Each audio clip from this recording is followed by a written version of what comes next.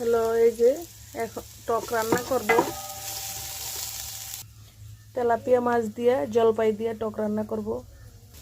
পেঁয়াজ মরিচ হালকা ভেজে নিচ্ছি। পেঁয়াজ ভাজা হয়ে গেছে, এখন একটু রসুন বাটা আর পেঁয়াজ বাটা দিয়ে দিব।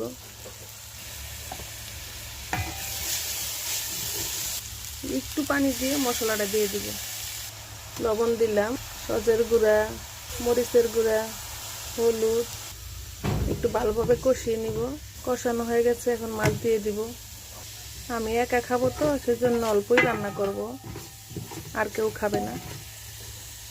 টক তরকারিতে কিন্তু একটু মরিচের পরিমাণটা বেশি দিতে হয়, লবণের পরিমাণ, না হলে খাওয়া যায় না। মাছ হয়ে গেছে কষানো, এখন জল দিয়ে দিব। এখন জলপিগুলো দিয়ে দিব। জলপিগুলো কিন্তু পাকা, সেজন্য একটু হালকা ভেঙে দিচ্ছি। কাঁচা হলে আপনারা কেটে দিবেন।